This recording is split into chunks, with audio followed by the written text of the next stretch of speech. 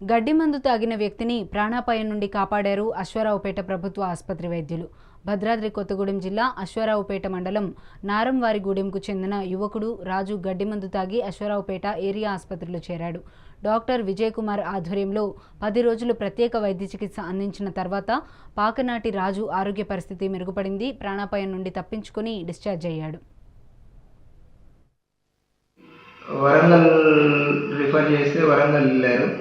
అక్కడ 4 days ఉన్న తర్వాత కిడ్నీలు చాలా వరకు ఎఫెక్ట్ అయ్యాయి. కొంచెం క్రిటికల్గా ఉందండి. మరి మీరు ఎటైనా ఇంకా తీసుకెళ్ళవచ్చు అని వాళ్ళ చెప్పినప్పుడు అక్కడ వారు ఏదన్నా జరగకూడదు జరిగితే అక్కడ నుంచి తీసుకురావడం కష్టం అని అనుకున్న ఉద్దేశంతో వాళ్ళు మళ్ళీ మన ఏరియా హాస్పిటల్ అశ్వారావుపేటకి మళ్ళీ అదే కేసు తీసుకురావడం 17వ తారీఖున తీసుకురావడం జరిగింది.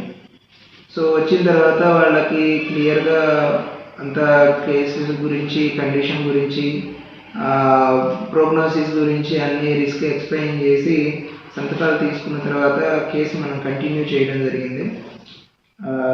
లక్కీగా మనకి అది ఒక 10 daysలో రికవర్ అవ్వడం, సక్సెస్ఫుల్గా డిశ్చార్జ్ చేయడం కూడా జరిగింది.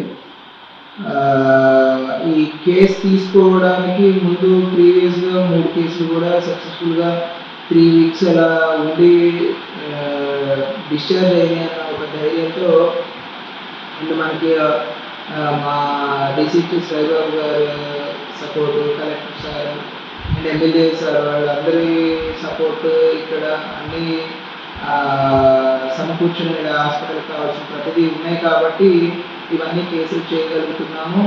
ఆ ధైర్యంతోనే మనం ఈ 4th కేసు కూడా తీసుకొని అది కూడా సక్సెస్ఫుల్గా డిశ్చార్జ్ చేయడం జరిగింది.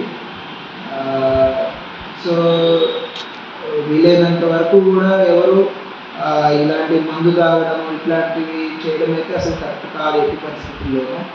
సో వీలైనంత వరకు పురుగు మందు తాగడం ఇలాంటివి కరెక్ట్